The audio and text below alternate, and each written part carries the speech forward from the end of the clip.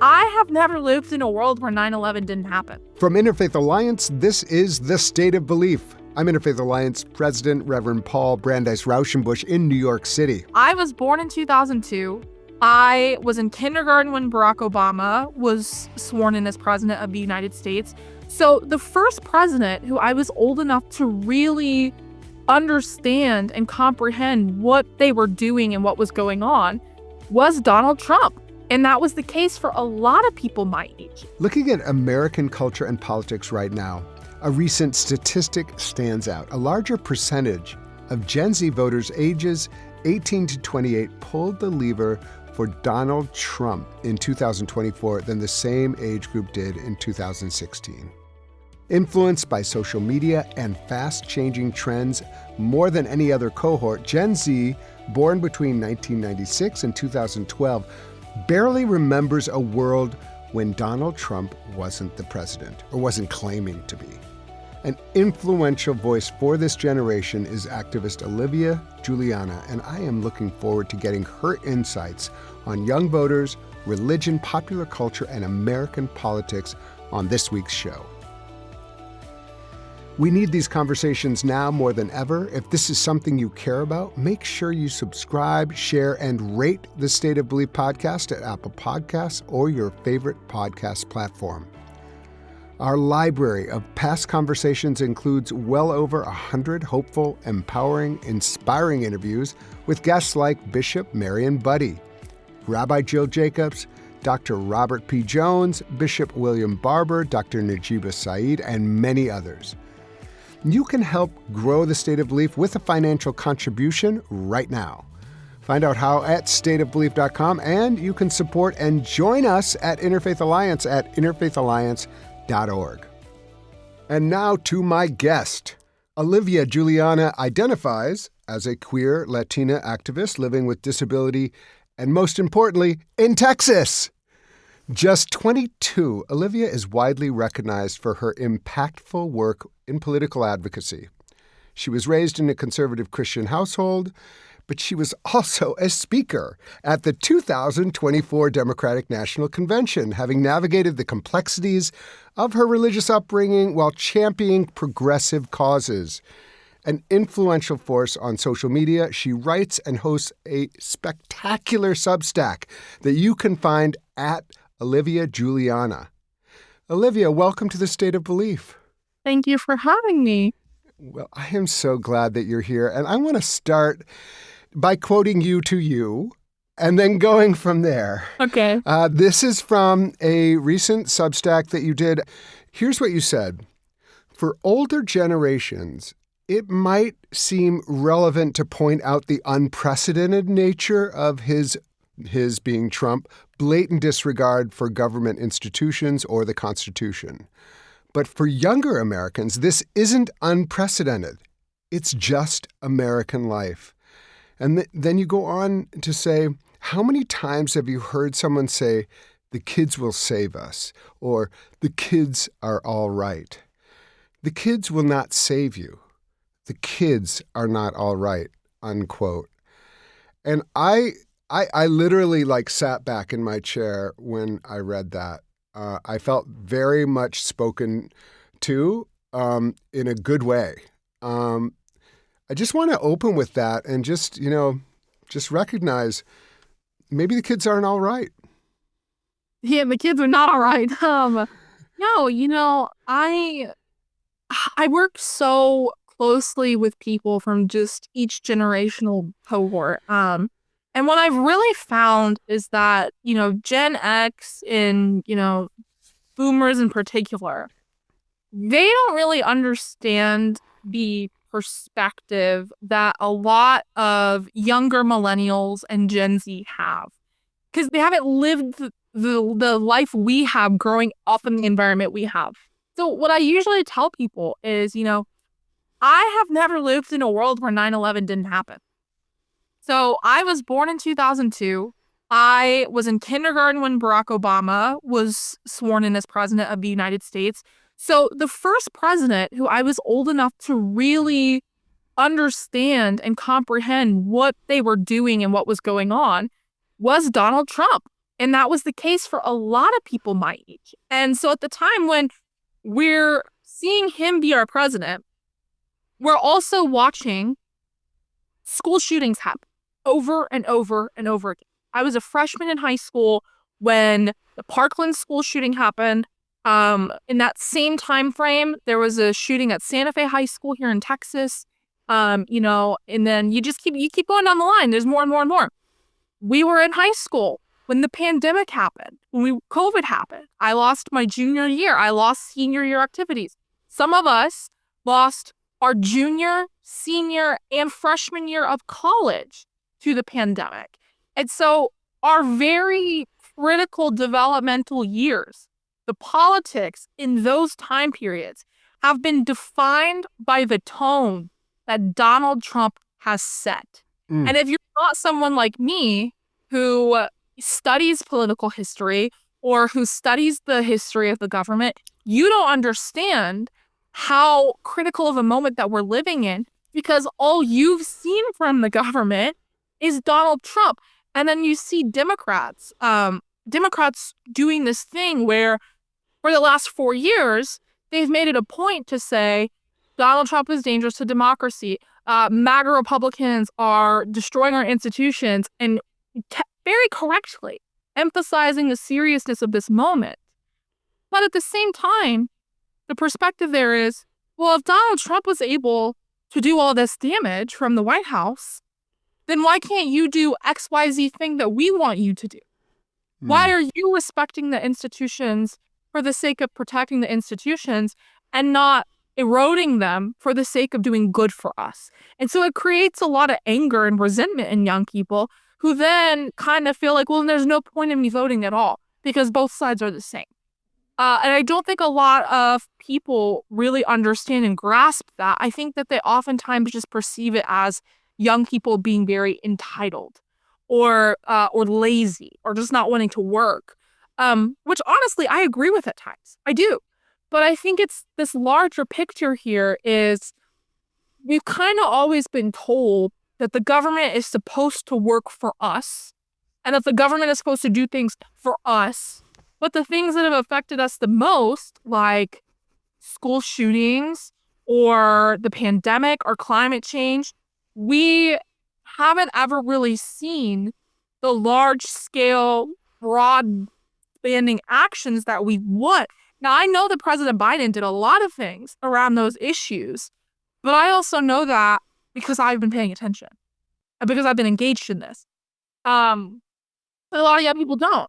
Yeah, I think that that's really interesting. And especially right now, you're like, oh, wow. So you can do that? Like what Donald Trump is doing in the last 3 months? It's like 3 weeks, rather. Sorry. Seems like millennial. But yeah, in 3 weeks, he's like, oh, I'm going to do that. I'm going to destroy that. I'm going to do this. I'm going to rip apart that. I'm going to, decide to take all funding from that. And you're like, oh, okay, we didn't know that was in the playbook. So I can imagine, when you're a young person and you're not used to like successive presidents, like some that I would view as positive, some very negative, but they never kind of ripped up the playbook. They all kind of went ahead with it the way I was used to. And so I can imagine young people just being like, oh, okay, so he's doing that, but you don't do that. And what are we on the same playing field? And but anyway, let me just like back up to like this moment. And I'm kind of asking everyone who I talk to the impossible question of like how they're doing. And just because I think this is one of those, there's no right way to answer it, but it does give us some insight, the way you choose to answer it. So I'm just wondering, like, when someone asks you, me, for example, how you doing? What's your immediate reaction? I mean, not great. I have this unfortunate privilege, is the way I'll phrase it. I have the unfortunate privilege of politics and political analysis and commentary being my full-time job. Mm-hmm. So I am very comfortable and secure in my own life, but I'm constantly seeing and witnessing in my research what is going on across the country and across the world. The thing that hurts the most to me is understanding the reality that I'm going to be okay under Donald Trump's president. God willing, he doesn't go after, liberal content creators or, weaponizes the IRS against us. But in the broad scheme, like me and my family, we will be okay. There are a lot of families out there that won't be. And I think it's really hard to digest that, especially when you're someone who is a Christian and actually reads your Bible. There's a pretty radical sense of empathy there of just, oh my God, like, are we going to be able to come back from this? Are we going Right. to be able to rebuild these institutions that are being torn down? And how many people are going to suffer and die because of all this? And so that honestly, it's just constantly top of mind for me. And I haven't been able to quite find the balance yet between being good at my job and informing people and just overwhelming my body and my heart and my spirit with just the negative constant stream that's going on.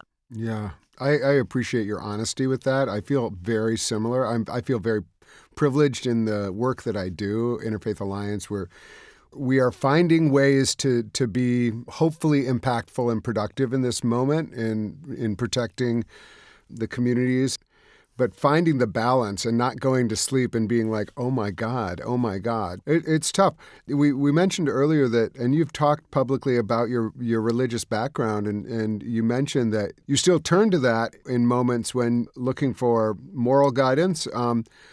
Can you say a little bit about your background and a little bit more about where you come from?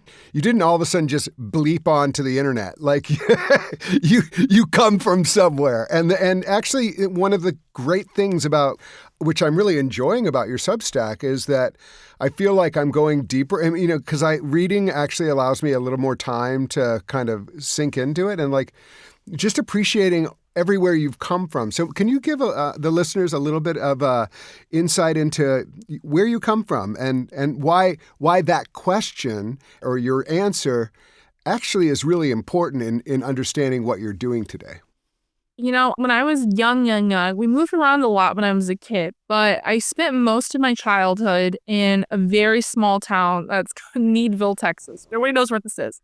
My family had lived there for a really, really long time. Like I graduated from that high school. My dad graduated from my grandfather. So just very small town Texas values. My parents actually met at a Baptist college in, I think, Missouri. So that's how my parents met. And so when I was growing up, we went to, for a long time, Baptist churches, like Southern Baptist churches. And then eventually we started going to non-denominational churches. But I grew up in a very conservative Christian household. Like there were times in the household where my mom would instill rules like we were not allowed to watch Disney Channel, we were not allowed to listen to secular music, you were not allowed to paint your nails, like very much conservative Christian. And when I was in high school, my parents got divorced and I moved in with my dad back to Needville. And at that point, I had really kind of dove into my Christianity. I was on the board of a ministry in Southeast Texas. I was an officer in my school's chapter, Fellowship of Christian Athletes. I was leading Bible study. I was president of the Christian club of my school my senior year. So very deeply involved in my faith all through high school and into adulthood. And when I was 17 is when the pandemic happened. My school shut down after spring break. And I was at home. And the moment for me that really sparked that political fire where I was like, I have to do something about this was after George Floyd was killed. And we saw these protests happening everywhere. I saw people in my community reacting to that in such a ugly way. And these were the same people who, when I went to church on Sundays, were sitting behind me in the pew. That was a crisis of faith that I had never really felt before. And it just was only exacerbated when I saw the video of protesters being gassed in front of a church in Washington, D.C. Right. And Trump walks out and holds up the Bible. And that moment for me, it made me so angry that I felt like I had to do something. So I went to my dad And I told her, like, I want to go into Houston in March. I think this is wrong. And my dad told me, God love him, he told me, if you go out in March, don't come home.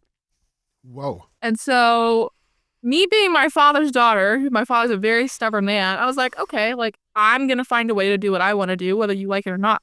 So instead of going out to March, I started posting videos online talking about politics, Mm. talking about why young people should vote for Joe Biden. And I just kept going all through the 2020 election, and I grew a following there. After the election, I continued. I graduated high school, and I've never talked about this before, but in that same time period, like in me graduating high school, that's when I started doing abortion advocacy work. And I started talking about the civil bounty abortion ban here in Texas. And like I said at the time, I was very involved with the ministry. And this wasn't just like passively involved. Like I started being involved with this ministry when I was 14. Like these are people who I had grown up with. These were adults who like I had spent holidays with, who had taken me when my parents were going through their divorce. Like people who were very, very important to me. And when I started doing abortion advocacy work, I was kind of pushed out because there was a perception that I was going to be a bad influence on the other young women that were in the ministry. Can I ask you just, this is amazing. How did you have your consciousness like aware, like awoken around abortion issues? Especially because it's so like the defining issues, that and the gays for the evangelical community. So I'm curious how that became the awareness, like the George Floyd. Was there something that came crashing in or Yeah, so my freshman year of high school, I joined debate, and I was the Lincoln Douglas debate kid, which meant that we were given a topic that we had to prepare to debate about, but we had to prepare to debate both sides of the mm, topic. We didn't know which one we were going to get in any given competition. And so the first topic that I got was whether or not fetal stem cell research was ethical. And so I had to research where fetal stem cells came from, which led to me having to research about abortion. And it really, really taught me that a lot of the things that I had been taught growing up in the church about abortion were wrong. And at the same time that was going on, I was also dealing with my own medical problems. I was diagnosed with polycystic ovarian syndrome when I was 13. And so at the time I'm learning about this and researching this, I'm also 13 years old and I'm having to have ultrasounds and mm, exams because I have this incurable condition. And so I learned there, as I'm in a pediatric gynecologist's office, how important consent and freedom of choice in medicine really truly is. And so wow, even though I was a Christian and I didn't morally necessarily agree with abortion, I understood that it was not anyone else's place to dictate that. And I especially to this day, because it really, when I tell people I'm a Christian still and I talk about abortion and they get so angry about it. When I talk to conservatives about this, I ask them, I'm like, the very core of our religion is freedom of choice and freedom of will. yeah, We have to make the conscious decision to follow Jesus. We have to make the conscious decision to live by the Bible. He gave Eve the choice on whether or not she was going to eat the fruit. We cannot take that choice away from other people because that is antithetical to what our religion is based on. yeah. Yeah, especially for Baptists, because the free will and that's like a core Baptist. If you're going back, it's a very big Baptist principle, but it's a fascinating blend, isn't it? When you look at your like how that formed within you, it's really amazing. Thank you. Well, it's funny too because I'll crack a joke to people when I'm going to meetings or whatever is I'll tell people I'm like, I grew up in the church and they always told us that sexuality was a choice. And I always believed them because I liked men and women. And so I believed what the church was telling us. And then as I got older, I was like, wait, I was like, y'all don't all feel like this? Okay. That kind of My experience isn't normative for you? Okay, that's interesting. Well, let me interject here. Just that I grew up in the church because my mother made us go to church like that. My father was nominally Christian, but really Jewish Christian. Didn't really care, agnostic. My mother really cared, made us go to church, but she was also a major pro-choice activist. Mm-hmm. And a major, she introduced contraception into Wisconsin, and then it was all. And so for me, actually, faith and being kind of pro people making their own decisions about abortion was the way I grew up. So that's actually my tradition, and people have a really hard time imagining that. But it actually is a tradition in America. There's not always this antithesis. In fact, most religious people believe in some sort of freedom of people to choose around abortion. It's just important to underline that because people think all religious people are against abortion. They're not. Yeah, well, people don't talk about the fact that, Roe v. Wade, the case itself, it came out of Dallas here in Texas. Right. And at that time, it was synagogues, so it was Jewish faith leaders and other Christian faith leaders in Dallas who were helping women access abortion care. It was Christians and other... Yeah, and the Southern Baptist Convention did an amicus brief in support of Roe v. Wade. People, anyway, I think where we were getting, because I actually was a question of mine, is how do you go from a small town in Texas, and literally, I love the way you write about it. You could see fields, and that your grandparents had worked the fields, and great grandparents, including. It was really you're from the land. It's not, and then all of a sudden, you're in this incredible digital space, and you realize, oh, I can do this. And not everybody can.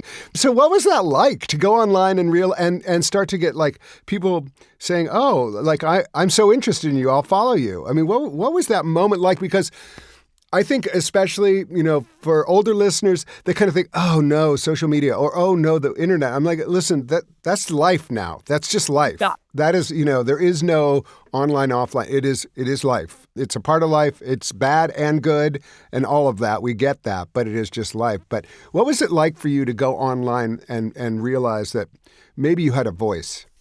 It was really weird. And, this might be a little arrogant to say, but it did surprise me that people really wanted to hear what I had to say. And I don't mean that in the way of I'm always right, but I've always just really been a very outspoken, charming, have all the kinds of friends type of person. And I was in high school. I talk about, being this small town. My junior and senior year, I was already openly a Democrat, openly pro-choice, openly bisexual. And in that very small conservative town, my senior year of high school, I was elected senior class president, student council president, FCA president, yearbook editor, and prom queen. Lord, wow, that is amazing. Thank you. So people always kind of really, listen to what it was I had to say. And so for me, it was just kind of well, now I'm just doing it online. But it really didn't start taking off until I was 19. I moved to Houston when I was 19. And it was the summer right before I was turning 20 when I had my public spat with Matt Gaetz. This was 2022, so this was July. Okay. So to make a very long story short, for some reason, Matt Gaetz decided to single me out after he gave this just really messed up speech at this conservative convention about abortion rights activists. He decided to single me out. And here's the thing. All the left's Michelle Obama, okay? With the, when they go low, we go high. When they go low, I go lower, okay? I think there is a fine line between being a Christian and being a pushover. And you know what they say? Spare the rod, spare the child. Some people just need to learn, okay? So when Matt Gaetz targeted me, I was I pretty much said, dude, you're an alleged child predator. Like, I might let people feel bad about me, but I'm definitely not going to let you make me feel bad about myself. And I started fundraising for abortion funds. And it really blows my mind when I talk about this now, because at the time I didn't really grasp this severity of the moment. But now when I look back on it, I'm like, oh my God. So, we started fundraising for abortion funds. Within a week, we raised $2.3 million. Wow. And it wasn't just being talked about like on the news and stuff. It was trending on Twitter for 3 days.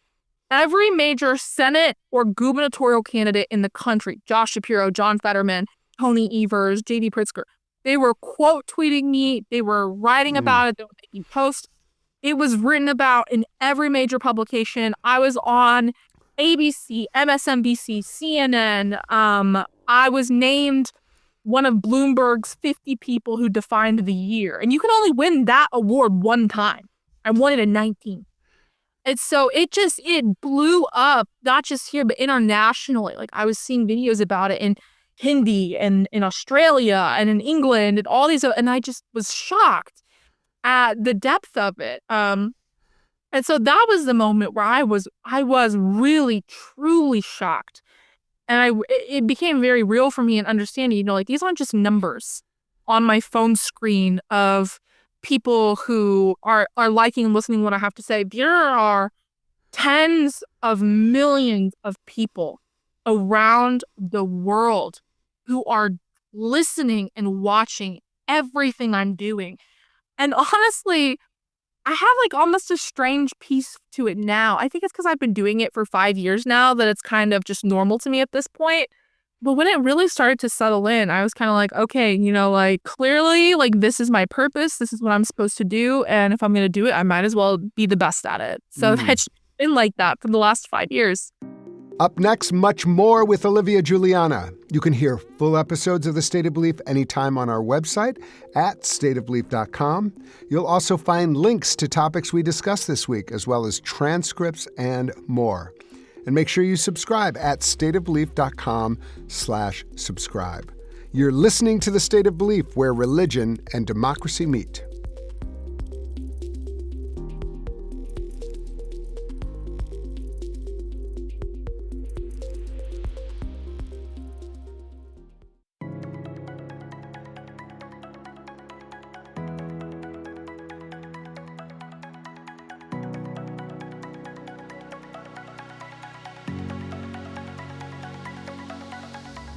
Welcome back to The State of Belief. I'm Interfaith Alliance President, Reverend Paul Brandeis Raushenbush. My guest is Olivia Julianna, Gen Z influencer and author of the Olivia Julianna Substack.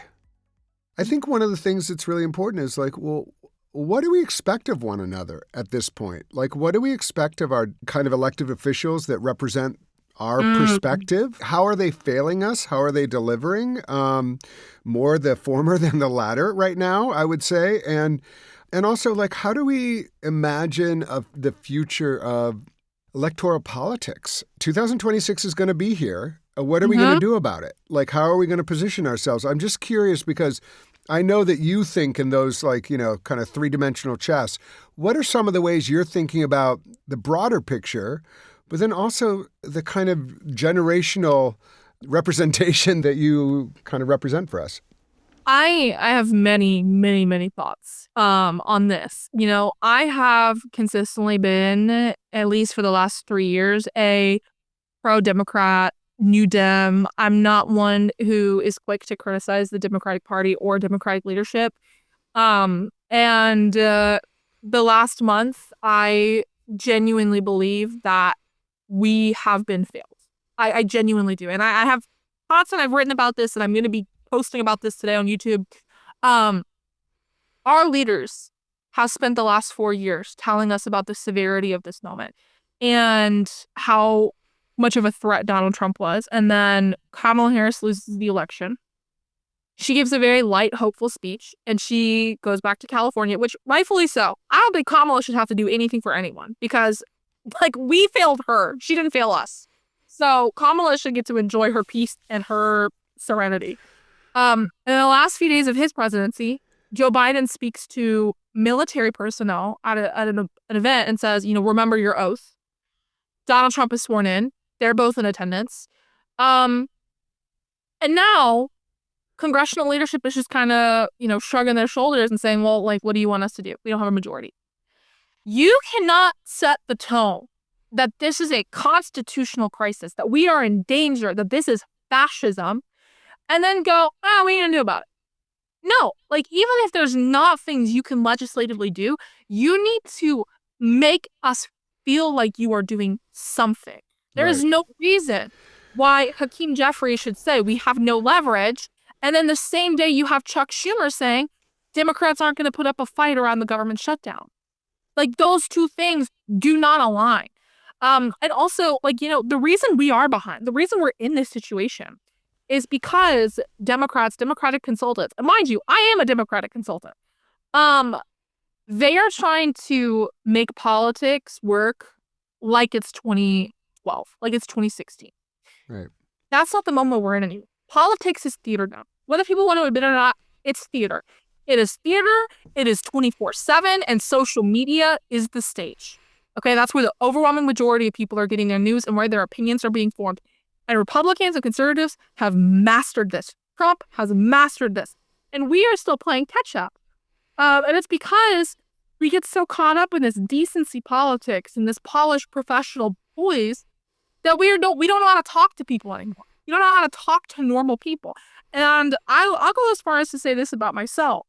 I don't know any influencer out there who is doing what I do in the way that I do it. And what I mean by that is, first of all, there's a lot of political influencers you can look at. I am the only woman who has the numbers that I have. There are no other women in my generation who do. That's just a fact. And a lot of the men who you look around who have my engagement or numbers or whatever, they're not really doing it in the way I am. And the way that I do it is, I do not hold punches. Okay, I am to the point. I'm direct. I'm blunt. I do not concern myself with hurting people's feelings. And you can do that without kicking up the mud like they do. You just gotta be honest and treat them how they're treating others. And honestly, it works. And it's what conservatives do. They go into the mud a lot more than we do. But Democrats have been so afraid to do this that we're just behind. The only Democrat who has done it consistently, is John Fetterman. And there's a reason why John Fetterman is liked by both Republicans and Democrats. He's made some real questionable decisions that I don't agree with, but his communication style clearly works. The other person who does this is Jasmine Crockett, who I would argue is one of the faces of the party now, because 100%. she doesn't hold back. And so they've got to get it together, and they've got to start doing this, because if they don't, we're going to lose. We're going to lose in the midterms. That's my concern. There is every formula for us to come back with an Obama 2008 level victory if we get it together. But I'm concerned that what we're going to end up seeing is a three-peat of 2022, 2024, where like we did lose seats that we should have won. And that's my concern. I have to say, I'm even more like kind of like, the Democratic Party, has its flaws, but, let's all kind of go along together. And I have been overwhelmingly disappointed and frankly disgusted. And, it's one of those moments where I'm writing my senators just saying, how about a spine right now? How about a spine? Something, show me something. Put your body somewhere. This is like, I do think some people are doing it. I had a chance to like interview Representative Crockett briefly at the DNC, and she immediately went into Jesus. She was like, they're using Jesus like the slaveholders used to use Jesus, and there's another side to Jesus, and she got into it. And I think that, what we're doing at Interfaith Alliance right now is I was on CNN and C-SPAN, all these things. And I said to myself the night before, I was like, come out swinging. Like, this is not, and I was just like, Donald Trump is attacking religious communities. We are under attack. We are going to fight back. Flipping the narrative, coming back at them. It's really important. Don't let them set the terms of the debate. And I love the way you do it on social media. Is like, okay, here's what they're doing. Here's the way that actually translates. You're offering like people a way to translate that. Messaging matters right now. how we understand how to turn things and not be always going, well, oh no, this is terrible. Yep, the takeover is happening. You can't just say that. That's you can't just say it and you're like, whatever, Yeah, I mean, and calling out Christians. That's the other thing is, it is not above me to call out Christians who I see as weaponizing Christianity. Because people will be like, don't take the Lord's name in vain. And what they say that is, that means like, don't say, oh my God. That is not what that means. That means you do not use the Lord's name to justify your bad behavior. That's like the whole thing. right. And so I posted a video where I said, if Jesus, Mary, and Joseph showed up at your door and asked for a place in the inn, would you welcome them into your home, or would you say, show me your papers? And this woman, she's conservative, so she responded to me. She said, if 3 strangers showed up at my home in the middle of the night, I would answer the door with a gun. Do you not understand how insane you sound? Do you not understand how warped your view of religion has become? And I tweeted something out the other day. And people were like, oh, this is, and I was like, are we about to go through the rapture? Like, I feel like all these things are happening. And I'm like, do you not realize that you are the false prophets that we are warned about in the Bible? Right. Like, do you understand that? And so Yeah. I just, like, as a Christian, I have just been in a real panic and tizzy the last few weeks. Yeah, it is very hard to see. And, and what I said when Donald Trump issued an executive order rooting out anti-Christian bias, I'm like, we need protection from you. You are not protecting us. We need protection from you. Time after time after time after time. And we laid it out. Like, here's 10 examples in 3 weeks where you have directly gone after religious leader, the Catholic Church, the Quakers, the Episcopal bishop, who, for God's sake, her big crime was asking for mercy. You know what I mean? Like, and it goes on and on and on. The Lutherans, they're money laundering when they're giving things to, helping the poor, helping the elderly. These people are being attacked by this administration.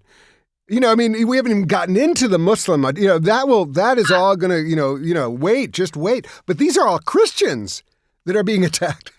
The other thing, too, is, he recently made this, it's like the White House Faith Office. Yeah, Paula White,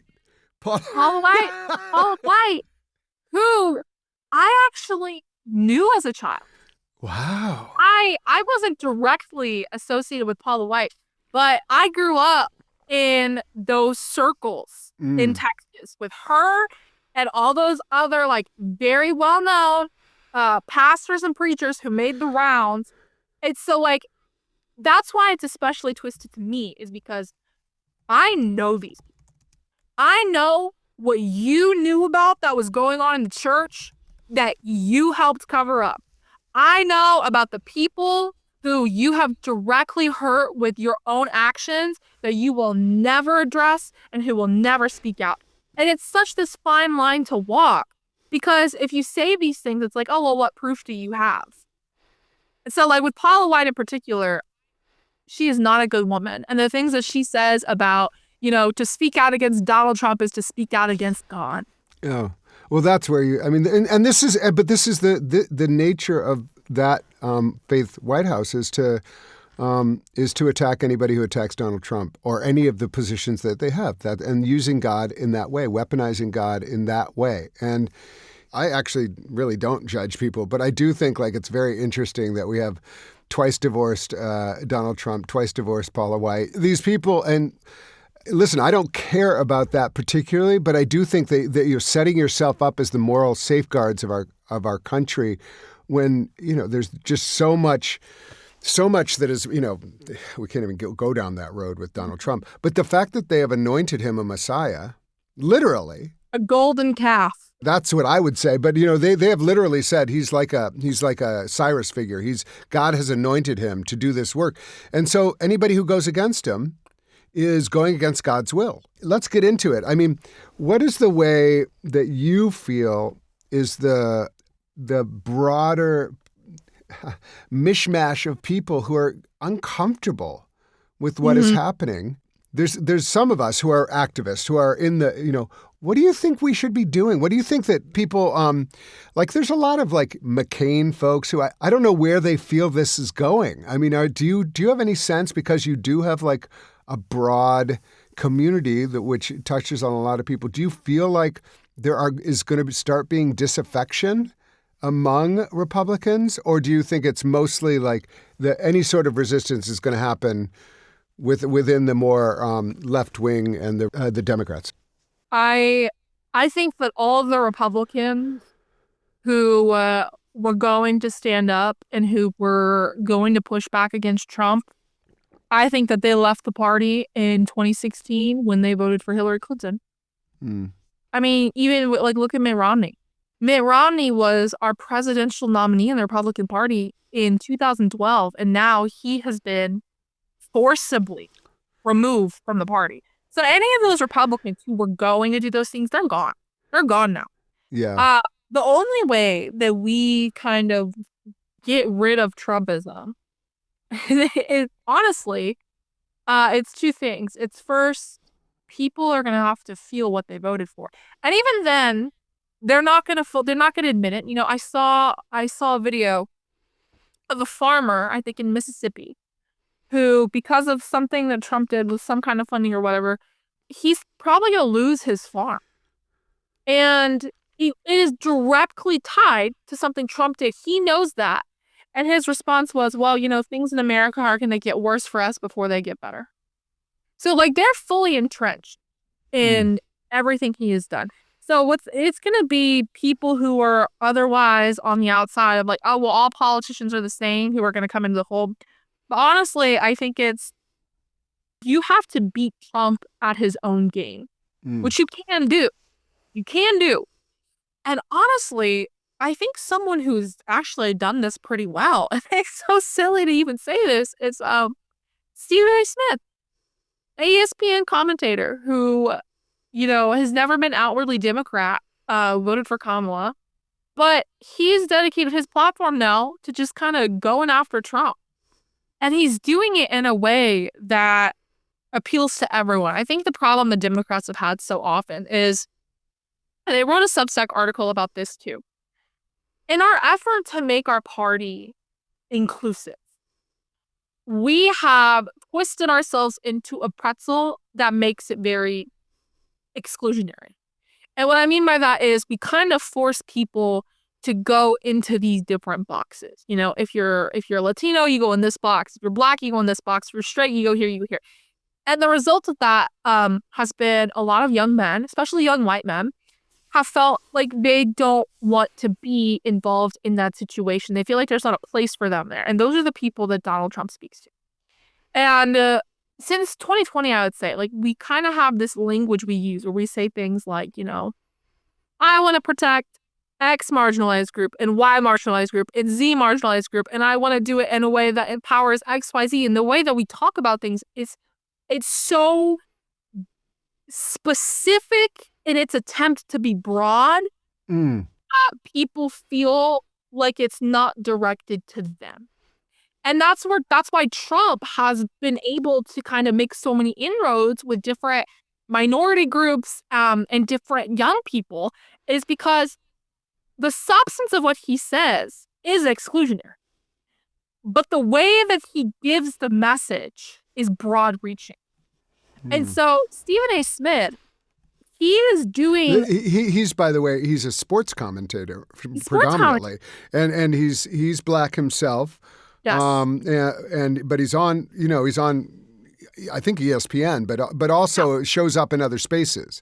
Yes, like he went on Fox News, right, and back and forth with Sean Hannity, and Sean Hannity looked like a fool, and it's because he's not afraid to say the things that need to be said. He was talking about DEI, and Sean Hannity and him were going back and forth, and he said something about, he was like, look, I completely agree with you. People should be hired on merit. People shouldn't be hired just because of their identity. I completely agree with you.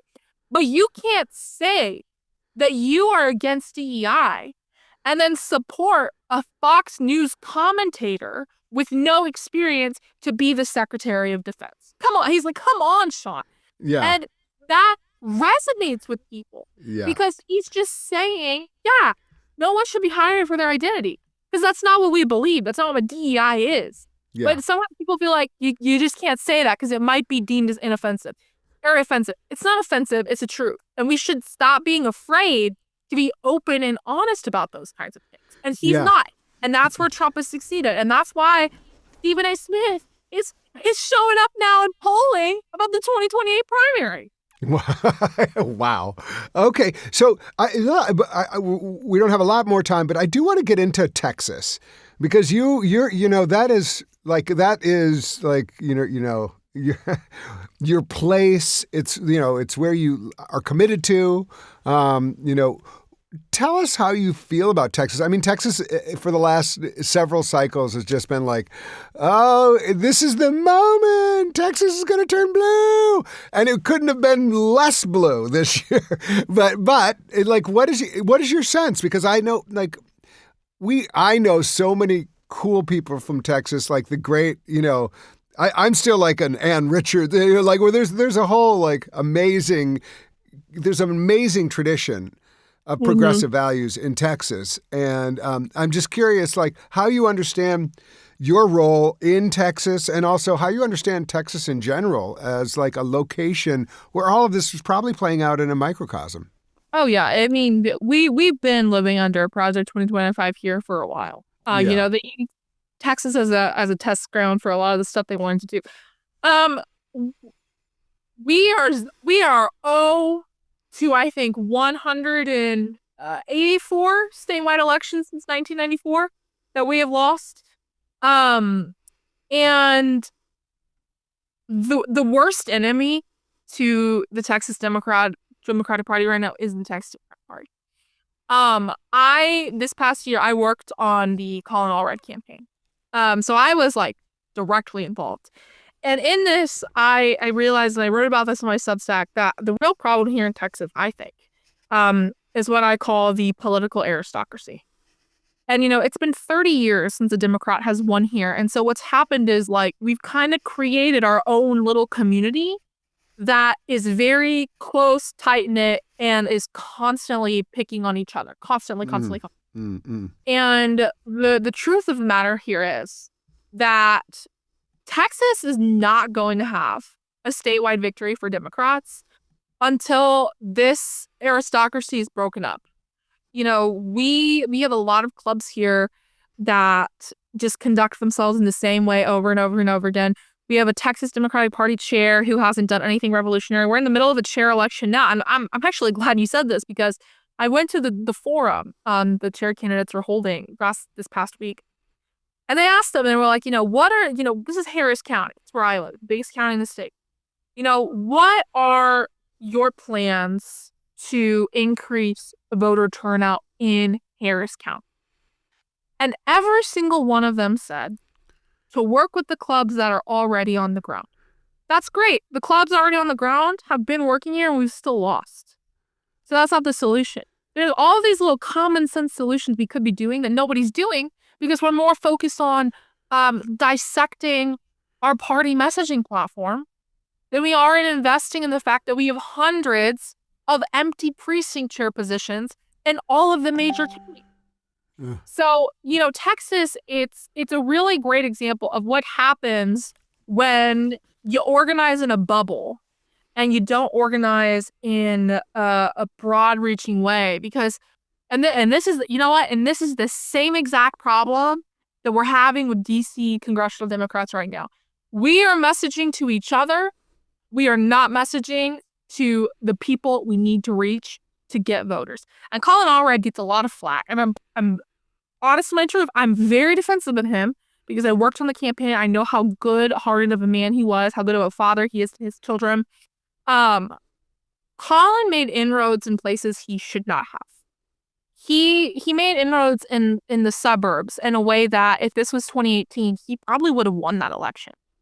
But the larger problem here is, and this is a problem in every state, we have Democratic incumbents who are in heavily gerrymandered districts who, in their eyes, the only election they have to get through is the primary.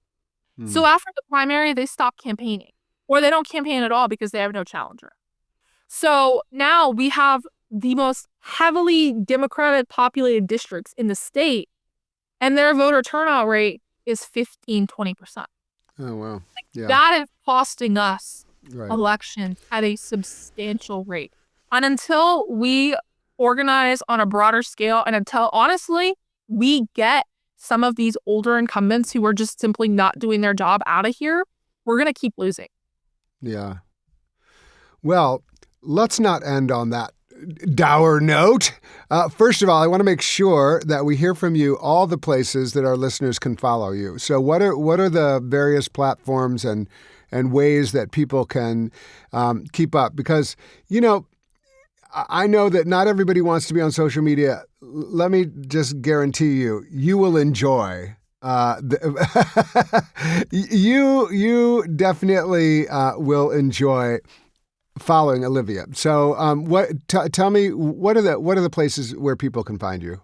Oh my gosh, everywhere. Olivia Julianna on Twitter, Threads, Blue Sky, Instagram, TikTok, Substack. Okay. YouTube, Oh my and goodness. Facebook. Okay. So you just wherever you are, she is there. So Yeah. just look around, you'll find her. I used to ask folks on this program what gives you hope, but right now I want to get a little more tactical. What is the one thing that you would like listeners to the State of Belief to consider doing? A lot of people are just so overwhelmed and they just are like, I don't know where to start. Let's just start with one thing. What's the one thing you would urge our listeners to do? You need to change your perspective on where the power is coming from. And what I mean by that is you need to know every single one of your local representatives, not just in the federal government, county, school board, every single one of them. You need to know who they are.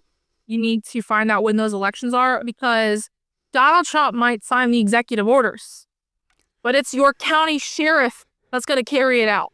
You need to know these people. And the more we organize on a local level, the better outcomes we will have and the more progress we will make. So you need to think locally. And that also, I think, will provide you a little bit of peace of mind, because that's a lot more achievable and usually a lot calmer than the big federal scale stuff.